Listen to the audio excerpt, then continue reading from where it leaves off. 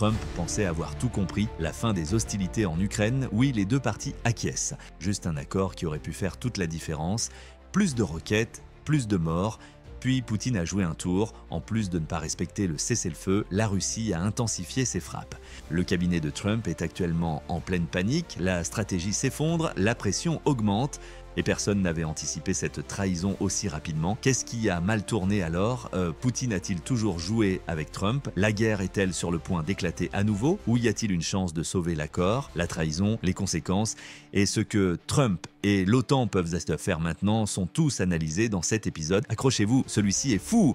Commençons par passer en revue le calendrier précis des pourparlers de Trump avec la Russie et l'Ukraine en mettant l'accent sur les éventuels accords de cessez-le-feu qu'il a tenté de négocier entre les deux nations. Presque rien n'avait été fait pour tenter de négocier la paix entre la Russie et l'Ukraine avant l'investiture de Trump le 20 janvier. Des propositions d'accords de cessez-le-feu potentiels ont été faites par un certain nombre de nations, mais les deux parties les ont rejetées. En raison de leur point de vue radicalement divergent sur l'évolution du conflit, les responsables russes et ukrainiens se sont rencontrés à 3 reprises entre 2022 et 2024, mais n'ont pas réussi à trouver un accord. En particulier, il était improbable que l'une ou l'autre des parties gagne un territoire substantiel. La situation a été compliquée par l'invasion réussie de Koursk par l'Ukraine en 2024, qui lui a permis de s'implanter solidement sur le territoire russe et à renforcer sa détermination à se battre jusqu'à ce qu'un accord avantageux pour l'Ukraine soit conclu. Avant même son investiture, Trump a fait plusieurs déclarations audacieuses concernant sa capacité à résoudre le conflit par la voie diplomatique. Il a notamment cité son amitié cordiale avec Poutine depuis plusieurs décennies comme un moyen d'établir des relations diplomatiques avec la Russie. En effet, l'une de ses déclarations les plus connues a été que, si l'occasion se présentait, il pourrait mettre fin au conflit en Ukraine en une journée. Trump a tenté d'y parvenir lorsqu'il a pris ses fonctions, soit directement, soit par l'intermédiaire de son administration, et les États-Unis ont adopté une posture beaucoup plus affirmée et proactive dans les relations entre la Russie et l'Ukraine. Les réunions et les propositions de paix se sont ainsi multipliées, mais la position des États-Unis à l'égard des accords de paix a considérablement changé. Par le passé, l'administration Biden avait pleinement soutenu les efforts de l'Ukraine, en particulier son objectif d'adhérer à l'OTAN, de conserver son territoire d'avant-guerre et de potentiellement récupérer la Crimée. Étant donné que la Russie avait pris environ 20% des terres ukrainiennes au cours des 3 années précédentes, l'administration Trump a adopté une approche différente et a cherché à mettre immédiatement fin à la guerre, même si cela impliquait de faire des concessions majeures à la Russie. L'adhésion potentielle de l'Ukraine à l'OTAN, qui contrastait fortement avec les préoccupations de la Russie en matière de sécurité et d'intégrité nationale, compliquait encore les choses. Il n'y avait tout simplement pas de terrain d'entente entre les deux parties, c'est pourquoi les États-Unis ont choisi d'essayer d'apaiser l'agresseur en faisant appel à lui. Cela a conduit aux déclarations et accords suivants, dont beaucoup contredisent ce que l'OTAN a tenté de faire pendant 3 ans. Le 12 février, le secrétaire américain à la Défense, Pete Hegseth, a déclaré publiquement qu'il était impossible de rétablir les frontières de l'Ukraine d'avant 2014, soulignant la nécessité de garanties de sécurité solides pour l'Ukraine et exprimant des doutes quant aux chances de l'Ukraine d'adhérer à l'OTAN. Des délégations américaines et russes de haut niveau se sont rencontrées peu après, le 18 février, à Riyad, en Arabie Saoudite, avec le ministre russe des Affaires étrangères, Sergueï Lavrov, et le secrétaire d'État américain, Marco Rubio, dont nous reparlerons dans un instant. Les cadres de résolution de la guerre en Ukraine ont été le principal sujet de discussion, ainsi que les perspectives d'investissement et économique liées à la paix. Le président ukrainien Volodymyr Zelensky a exprimé sa profonde inquiétude quant à l'exclusion de l'Ukraine de ces pourparlers, qui ont un impact significatif sur l'avenir de l'Ukraine. Ce serait la première fois que les États-Unis tentent d'imposer des conditions à l'Ukraine tout en essayant d'instaurer la paix par le biais de pourparlers et de la diplomatie avec la Chine, la Russie et même l'OTAN. Les États-Unis et l'Ukraine sont parvenus à un accord préliminaire le 25 février qui prévoyait le remboursement d'une aide américaine importante pendant le processus de reconstruction et le développement conjoint des ressources minérales de l'Ukraine, notamment les terres rares, le pétrole et le gaz. Cependant, une réunion cruciale entre le président Trump et le président Zelensky le 28 février à Washington DC s'est brusquement terminée sans résolution. Trump et le vice-président J.D. Vance ont ouvertement critiqué Zelensky lors de cette rencontre très controversée qui a constitué un rare exemple de conflit diplomatique entre les deux nations. Les tensions se sont ensuite fortement accrues lorsque les États-Unis ont brièvement cessé de fournir à l'Ukraine une assistance militaire et une coopération en matière de renseignement. En réalité, l'accord contesté a largement favorisé les États-Unis. Selon Trump, l'Ukraine devait rembourser sa prétendue dette envers les États-Unis et la seule façon d'y parvenir sans déprimer davantage son économie était de céder ses richesses naturelles. Par conséquent, ces ressources ont été évaluées à environ la moitié de leur valeur réelle dans l'accord. Les États-Unis ont toutefois refusé de fournir à l'Ukraine des garanties de sécurité en déployant leurs propres troupes de maintien de la paix ainsi que des machines industrielles et du personnel pour récupérer ces ressources. De plus, l'objectif ultime de l'accord de cessez-le-feu n'a jamais été explicitement précisé. En plus d'empêcher l'Ukraine de recevoir une aide essentielle, il était suffisamment vague pour permettre à la Russie de poursuivre ses attaques sans conséquence. Malgré cela, Zelensky a d'abord accepté les conditions de l'accord sur les mines, car cela permettrait à l'Ukraine de faire une pause bien nécessaire dans la bataille incessante et de se reposer et de réorganiser ses forces pour la reprise éventuelle des combats. Cependant, Trump a estimé que Zelensky n'était pas disposé à mettre fin à la guerre et l'accord n'a donc jamais été ratifié. Les tentatives pour résoudre ces tensions diplomatiques ont persisté. À la suite de nouvelles discussions à Jeddah en Arabie Saoudite, l'Ukraine a décidé de soutenir une trêve de 30 jours avec la Russie, suggérée par les États-Unis le 11 mars. En signe d'une possible désescalade des hostilités, les États-Unis ont repris leur assistance militaire et leur collaboration en matière de renseignement. Poutine a alors accepté une pause de 30 jours dans les attaques visant directement les infrastructures énergétiques ukrainiennes dans le cadre d'un cessez-le-feu partiel lors d'une conversation téléphonique entre le président Trump et le président russe Vladimir Poutine le 18 mars. Cependant, la Russie ne s'est pas engagée à un cessez-le-feu complet. L'objectif de cette action était d'améliorer le climat pour de futures discussions diplomatiques. Cependant, la Russie et l'Ukraine ont repris les hostilités quelques heures seulement après l'entrée en vigueur du cessez-le-feu en attaquant des installations militaires et industrielles clés. Et selon des sources des services de renseignement ukrainiens, les troupes russes ont frappé les propres gazoducs de la Russie un jour plus tard. La Russie a été accusée par Kiev de bloquer le gazoduc Soutsa, qui était essentiel pour acheminer le gaz russe vers l'Europe via l'Ukraine. L'Ukraine affirme que la Russie tente actuellement d'utiliser la diplomatie américaine pour évoquer l'accord de cessez-le-feu qu'elle a signé, ou du moins partiellement accepté, avec l'Ukraine. Contrairement à ses précédentes déclarations selon lesquelles il entretiendrait des liens et une entente de longue date avec Poutine, cette action sape l'autorité de Trump et ses efforts pour mettre fin à la guerre. Du point de vue de la Russie, cela peut s'expliquer par l'impact relativement insignifiant du cessez-le-feu sur l'état actuel de la guerre.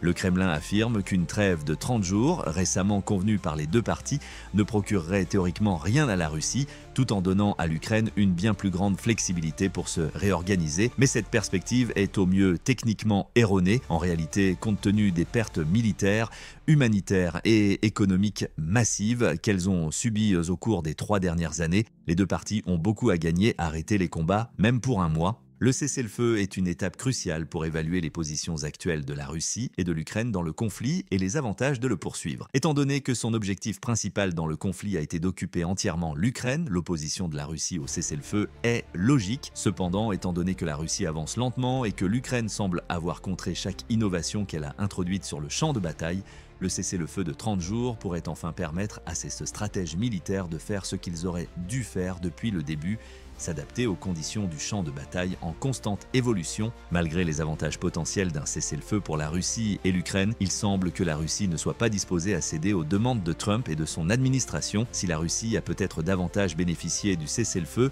les États-Unis n'ont pas modifié leur position généralement pro-russe récemment, de sorte que ce refus contredit clairement les accords de base du cessez-le-feu. Le cabinet Trump se trouve désormais dans une situation difficile en raison de cela. Les États-Unis pourraient être en mesure de faire pression sur la Russie pour qu'elle accepte un accord de paix complet, ou du moins une trêve qui pourrait éventuellement conduire à un tel accord, selon l'affirmation de Trump, selon laquelle il a la Russie sous contrôle. Cependant, les actions de Trump jusqu'à présent ont inclus la tentative d'apaiser Poutine avec des accords qui favorisaient de manière disproportionnée la Russie tout en essayant simultanément d'extraire autant de valeur que possible de l'Ukraine, en particulier par le biais de l'accord minier mentionné précédemment, auquel Zelensky a au moins donné son consentement provisoire. Nous devons maintenant reconnaître Marco Rubio et Elon Musk, les deux personnalités clés de l'administration Trump qui ont contribué à cette réaction conflictuelle. Rubio a eu des discussions directes avec des responsables russes et ukrainiens après avoir pris ses fonctions de secrétaire d'État américain en janvier 2025. En plus de s'être entretenu tenue avec Lavrov lors de la réunion à Riyad, Rubio a joué un rôle crucial dans la tentative d'établir une relation plus favorable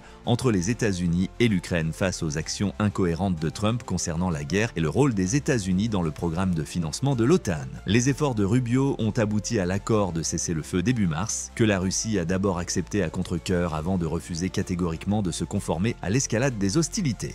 Trump et Rubio pourraient être mis à rude épreuve par cette situation car le premier semblait avoir placé beaucoup d'espoir dans l'accord de trêve avec la Russie sur ses relations cordiales avec Poutine. Depuis janvier, Rubio a également fondamentalement modifié sa position sur les relations entre l'Ukraine et la Russie. Rubio, qui était auparavant connu pour ses opinions bellicistes et sa condamnation virulente de Poutine, qu'il avait qualifié de criminel de guerre et de gangster, s'est rapproché du style diplomatique de Trump, privilégiant les pourparlers de paix à une nouvelle escalade militaire en Ukraine. En fin de compte, il semble que cette stratégie diplomatique ne produise pas grand-chose, ce qui pourrait entraîner une plus grande animosité au sein du gouvernement Trump. Trump considère la guerre comme un investissement massif des États-Unis qui ne produirait aucun résultat tangible, ce qui explique pourquoi ses déclarations antérieures et ses tentatives de mettre fin à la guerre sont sapées par l'incapacité de Rubio à négocier un accord de cessez-le-feu qui profite à la fois à la Russie et aux États-Unis. Cela peut également être lié aux décisions politiques imprévisibles de Trump, notamment en matière de commerce, de diplomatie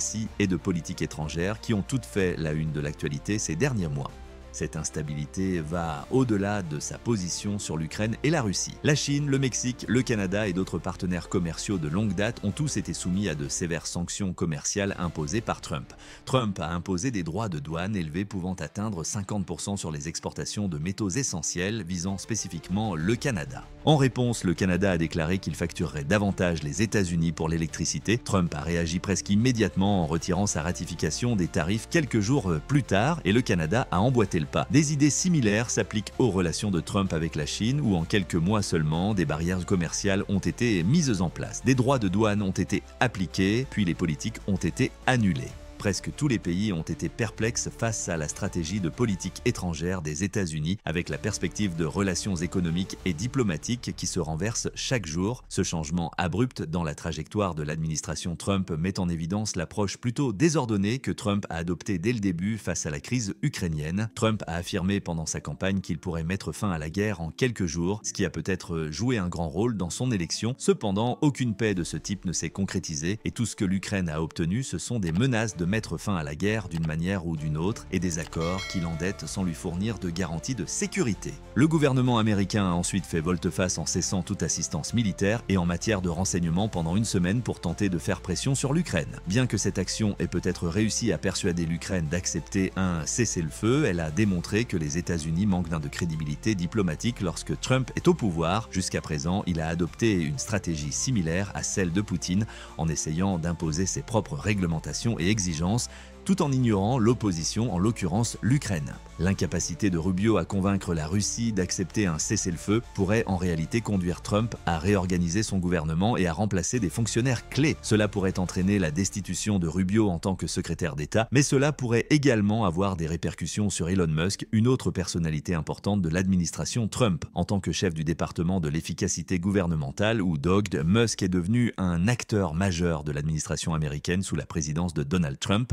Conçu pendant la campagne présidentielle de 2024, le programme a été officiellement lancé en janvier 2025 par décret désignant Elon Musk comme conseiller principal pour rationaliser les opérations gouvernementales et réduire considérablement les dépenses fédérales. Cela donne effectivement à Musk un nouveau rôle distinct de celui du gouvernement mais qui lui permet toujours d'agir de manière indépendante, ce qui fait de lui un membre du gouvernement. L'objectif ambitieux de Musk est de réduire le nombre d'agences fédérales d'environ 400 à 99, ce qui est plus que suffisant. Il affirme également que les éventuelles réductions de dépenses pourraient atteindre 2,0 milliards de dollars, soit plus que l'ensemble des dépenses discrétionnaires du gouvernement en 2023.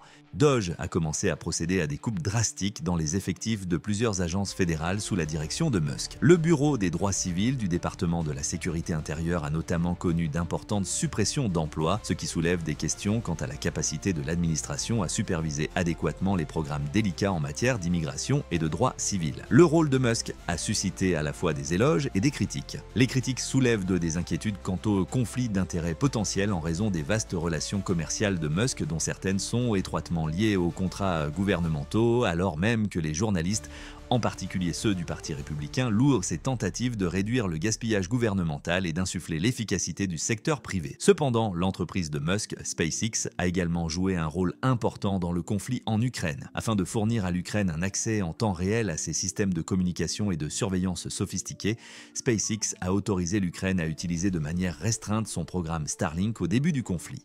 L'armée ukrainienne a considérablement amélioré ses capacités de défense contre les forces russes en utilisant Starlink pour la coordination, les opérations de drones et les communications sur le champ de bataille. On pourrait affirmer que Starlink s'est transformé en bouée de sauvetage pour protéger l'Ukraine de l'invasion russe, mais alors que le conflit se poursuivait, SpaceX a commencé à restreindre l'utilisation de Starlink dans des missions spécifiques sur le front. L'accès aurait été limité dans les zones sous occupation russe, comme le Donbass, et dans les zones où les combats se poursuivaient.